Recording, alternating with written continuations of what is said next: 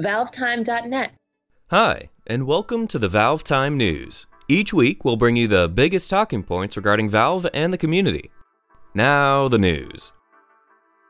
This past week saw wallets and purses alike cry out in fear at the return of the Steam Autumn Sale.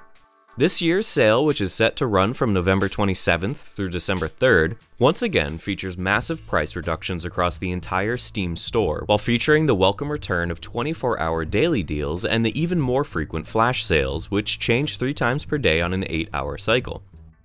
Daily deals are introduced in packs of 9, while flash sales cycle as individual groups of 4 randomly selected games.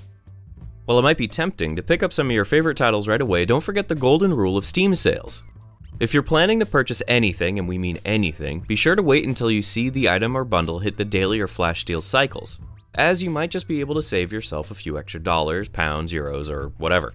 If the items in question haven't appeared as a daily or flash deal by the final day of the sale, go ahead and purchase them before the end of the sale.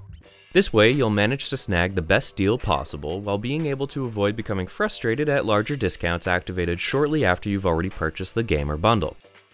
If for some reason you find yourself short of funds, fear not. The Steam Winter Sale should begin in late December, which is less than a month away, giving you plenty of time to ready your wallets in another round of value for money bombardment. Good luck and happy shopping! After several weeks of submissions and voting, Valve came forward on November 25th to announce the nominees for the categories within the 3rd annual Saxxy Awards. A day later, on November 26th, the announcement pages were updated to reveal the overall winners for each category, which are listed as follows. Salade with the Manco Symphony for Best Short.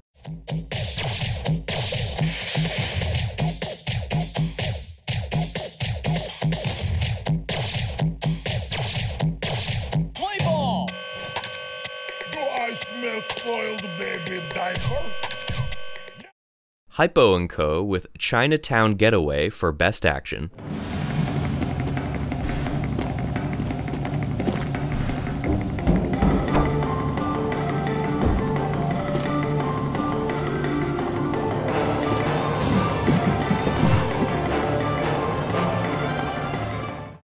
Bobbin and Oogla with Disruption for Best Comedy.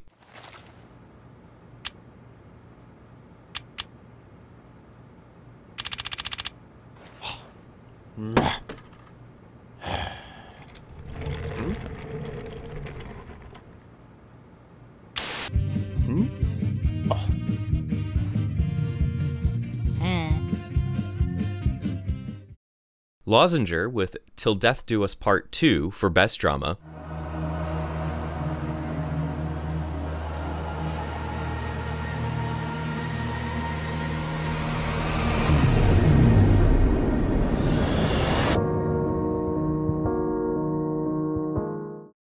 And finally, Harry 101 UK & Co. with Little Guardian Pyro for Best Overall.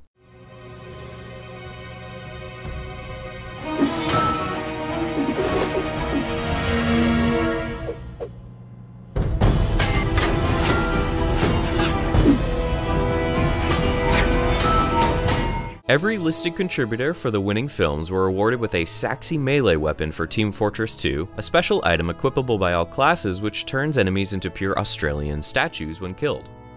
Harry and the other creators of Little Guardian Pyro all received an additional prize, however, as the entire team is currently preparing to be flown to Valve for a tour of the facilities and a meet and greet with the company's expert filmmaking team. Congratulations to both winners and the nominees. It's clear everyone worked really hard to bring all of these brilliant short films to fruition, and while not everyone can win, we're happy to see the caliber of quality videos produced with the source filmmaker continue to improve by leaps and bounds every few months. Be sure to check out the awards page over on the SFM website for a closer look at all these really excellent short films. An update to Counter-Strike Global Offensive this week has swapped out all the old weapon finishes and replaced them with 90 all-new skins available across 6 different collections. The update was released a few days prior to the start of the Dreamhack Winter 2013 CSGO tournament, which began on Thursday, November the 28th, before concluding on Saturday, November the 30th. In the end, Fnatic were victorious over Ninjas in Pajamas 2-1 in the grand final, taking home the $100,000 grand prize. More information regarding both the tournament and the new update is available on the Counter-Strike website. The growing beast that is Steam continued to expand this past week with the introduction of Steam Reviews, a new feature which replaced the now-defunct Steam recommendation system on November 25, 2013. Users can now create reviews with a positive or negative rating after owning the game for any period of time, including temporary ownership via free weekend or family sharing. Other users can then rate published reviews positively or negatively, which are available alongside a report feature designed to limit abusive or spam posts. The implementation of this new feature will not replace the Metacritic rating system, as both will be available on the Steam store pages to provide additional information to consumers.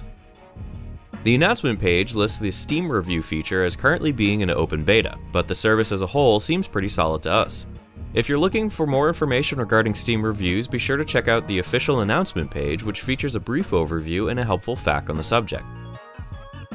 Speaking of Steam, the first third-party Steam Machines device was revealed earlier this week by retailer iBuyPower, following the announcement of Valve's own prototype model several weeks ago. The device, which currently lacks an official name, appears as a pair of similar prototypes contained in an all-white case split horizontally down the middle by a customizable colored light. The two prototypes, named Gordon and Freeman, appear almost identical, with both featuring AMD processors and a separate discrete graphics card. Unfortunately, few other technical details are available about the device, but the machine will apparently be able to play all games at 60 frames per second and at 1080p. We're not entirely sure what is meant by all games. We are also hearing the device will most likely go on sale sometime next year for around $499, something iBuyPower say is enough to be competitive with the recently released Xbox One and PlayStation 4 next-generation gaming consoles. One can hope.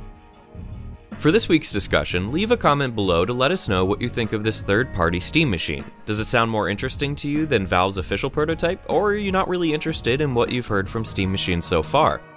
Anyway, if you'd like to learn more about the first publicly announced third-party Steam machine, be sure to head on over to our full write-up on ValveTime.net, which is available in the video description alongside links for everything else we've talked about this week, including blog posts, announcements, videos, and much more. And that brings us to the end of a relatively light week of Valve news.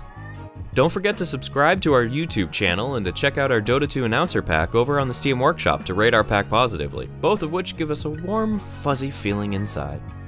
As always, thanks for watching and bye for now.